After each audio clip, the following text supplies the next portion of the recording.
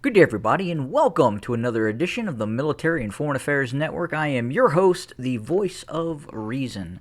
Today, we have entered day 131 of the ongoing war between the Russian Federation and Ukraine. Today, as we speak, it would appear that Russian forces currently have the initiative in terms of ongoing operations to now the west of Lysychansk. The current front could now be defined as the Seversk to Bakhmut frontal area of operations. We continue to see the Ukrainians maneuvering forces in an attempt to forestall the continued Russian advance towards the M3 highway in terms of those military objectives, which are still rather elusive in terms of what is going to be the overall end game for Russian forces. Do the Russians have a stop point? What does that look like? Where is that? And unfortunately, at this point, quite possibly only the Kremlin could tell us that. But right now, the Russians continue to push forward in a very, very methodical way towards the main M3 highway and the area of Sloviansk, Kramatorsk, and Bakhmut. It looks like the new objective right now for the Russian forces is to kind of roll up Ukrainian forces on the western bank of the Donets River as they look to capture, again, the city of Seversk.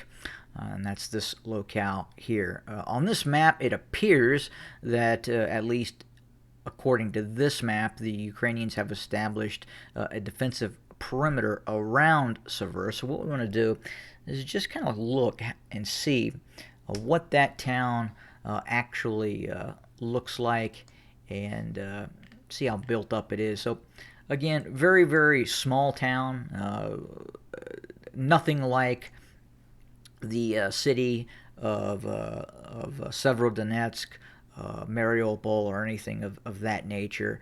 So I don't anticipate that it is going to be a significant feat for Russian forces to seize control of Seversk. It looks like the main defensive perimeter for the Ukrainians is Sloviansk, and again, the M3 highway running south all the way to Bakhmut. And Bakhmut, even in terms of the size of local towns and cities, is not that large. So it would not surprise me at all if we see things start to collapse rather quickly for Ukrainian forces, especially all territory that runs east of Sloviansk, Kramatorsk, and some of these other little, slightly larger towns and hamlets that exist in the area of operation. But again, it would not surprise me whatsoever if the Russians start to roll things up rather quickly. Now, at the same time, I have to say it would not surprise me as well if the Ukrainians are able to hold on and continue to drag things out. They've proven very proficient in that ability. Now, the difference in terms of what we're seeing in this area as opposed to some of the fighting that we observed, especially in Severodonetsk and the areas around Severodonetsk, is you'll notice very immediately that obviously Severodonetsk is a larger town, and furthermore, surrounding the town, you have heavily forested areas, which made it very, very easy for some of these Ukrainian anti-tank guided weapons teams to maneuver and attack Russian convoys, tanks, armored vehicles, supply formations, and what have you. Now that the Russians have crossed the Donetsk River en masse and have rolled up a lot of these defensive areas that the Ukrainians have set up, especially near Severodonetsk, in the line that ran along the Donetsk River, in hopes of preventing a mass crossing by Russian forces. The Russians have been able to do that. So again, it's going to be very, very difficult, I believe, for the Ukrainians to continue to hold this area that runs from kind of the existing front lines to the M3 highway. I think the next stopping point for the Russians, at least in terms of their next big hurdle, obviously is going to be the envelopment of both Sloviansk and Kramatorsk. And I think eventually you will see that occur, where both cities are enveloped as one basically defensive fortified zone. I don't believe you'll see the Russians surround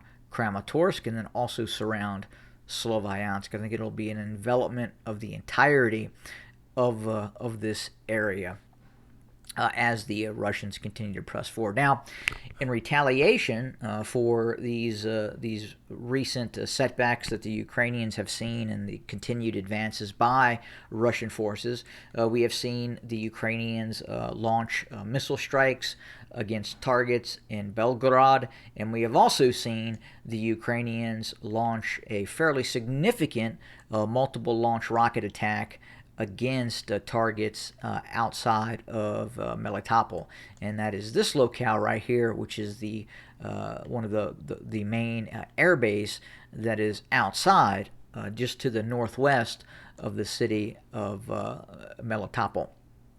And the Ukrainians, at least, are reporting right now that they have damaged this site significantly, and they are reporting that they have, for all intents and purposes, effectively destroyed a significant amount of Russian infrastructure that was based at this site. Now, we can't prove that at this point. We don't have any information that can substantiate that. However, that is what the Ukrainians are reporting. We also are hearing from individuals on the ground that indicate that, yes, there was an attack by Ukrainian forces against targets in and around Melitopol. So we'll have to see, again, like the suspected massive losses that the Ukrainians have incurred in and around Severodonetsk and the envelopment of Lysychansk. We probably won't really find out the true nature of losses until after the conflict, or when we receive actual anecdotal accounts from Ukrainian forces that were operating in Severodonetsk and Lysychansk. Now, we have received earlier reports from individual fighting units and individuals that had seen action in Lysychansk and Severodonetsk. And the situation, again, it just does not sound good. It sounds like these soldiers have been under perpetual, very heavy artillery attack for many days, and it sounds like, at least on the surface, many of these units may have broken and were just finally worn out, and they weren't getting supplies, they weren't getting the needed ammunition to sustain them, and obviously troop rotation had also become an issue because of the ability of Russian forces to target the inflow and outflow of reinforcements and troops coming into that Moosehead salient that once existed. But we suspect the losses for Ukrainian forces have been quite catastrophic in these ongoing engagements. And again, as for the Ukrainian strikes near the city of Melitopol, we will probably not know the true extent of damages that Russian forces may have suffered in that area as well. And it sounds like the attack, as we continue to receive more information, initially there was talk of the possibility that HIMARS were used, and naturally any long-range strike right now, it sounds like has become a HIMARS attack, the U.S. supplied system. But the Ukrainians have the ability to hit Belgorod, and they have the ability to hit a host of Russian cities. They could probably target Kursk if they really wanted to, and they have not done that yet, as far as we know. But we do know that Tocha ballistic missiles were used against Belgorod, and the Russians are reporting that civilians indeed were killed by this missile strike. Allegedly, up to 3 Tochas were launched against Belgorod. Again, these systems are a lot like the Iskander systems that the Russians use, or quite a bit like the ATACMS that can be deployed on the HIMARS. We do not believe the Ukrainians have been given the ATACMS as of yet, unless there's some sort of clandestine units that are operating inside of Ukraine. That I guess it is possible. I've theorized some of the attacks that have occurred, that the possibility exists that some of these more advanced systems could have been used, and especially some of those earlier strikes that we saw near Berdansk could have possibly been a more advanced system outside the scope of a Tocha. But again, those systems are relatively inaccurate, meaning their CEP, the circular probability, is within hundreds of yards. So the possibility, unless they've been updated by the Ukrainians, which is possible, that have made them more accurate. And at the same time, we have seen them be relatively accurate as well. But again, it's just really hit or miss. And then you throw in the factor of the Russians actively trying to engage these systems with S-300s, S-400s. And if these systems are clipped midair or something along those lines, again, that risks the possibility of them falling into a civilian area and killing civilians. And we've seen that really on both sides of the equation. We continue to see long-range strikes by Russian forces that are hitting civilian areas, and we are seeing at the same time the use of the Ukrainian military against targets such as the city of Donetsk. The city of Donetsk has been pummeled a multitude of times by Ukrainian forces, and indeed civilians have been killed in those strikes. So again, it is the nature of war that we continue to see in this ongoing conflict. And as I talked about before the conflict started, and when it did finally start, that it was going to be a very, very brutal, long-running conflict between two industrialized nations. And just to kind of make things worse,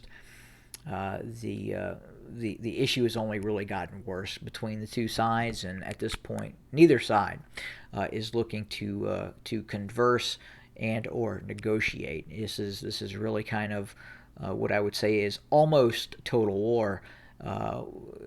Not quite there yet, but we could get there as the conflict continues to develop. But right now, we're continuing to watch the area east of Sloviansk, and obviously east of Bakhmut, and then specifically the area near Seversk. We believe, again, as I've talked about this before, after overcoming Lysychansk and Severodonetsk, we could see a quickening of the operation and the loss of more territory by Ukrainian forces as the Russians continue to advance. In other areas, we can kind of zoom in here and see the Bakhmut areas. Kind of just zooms in. You can kind of see in terms of the map, they have set up a defensive perimeter to the southeast. You have to the northeast of Bakhmut, 4th Tank Brigade. You have the 114th Territorial Defense Brigade and the 30th Mechanized Brigade to the southeast, defending Bakhmut presently, at least according to this map. And then the front lines down towards Kherson and Mykolaiv, relatively the same. Not much has changed in terms of changing of territory. It's relatively static right now, and obviously that could change. And then going up to Zaporizhia, fairly stable lines. However, again, it is possible and it seems reasonable that the Russians could be looking to conduct an operation towards Zaporizhia, running along the eastern bank of the Dnieper River. I think this it would also give the Russians the ability to back Ukrainian forces up and negate the ability of the Ukrainian forces to shell Melitopol further to the south. So that is one of the reasons why I think a new operation by the Russians directed towards Zaporizhia, or at least to the east of Zaporizhia, to sever the main Zaporizhia up towards Donetsk and Bakhmut supply line further to the south, is possible at this point. Haven't seen it yet, but stand by for that. But anyway, that pretty much does it for today. We'll continue our coverage, continue our reports. Again, thank you very much for joining us, and we look forward to speaking again very soon. Good day.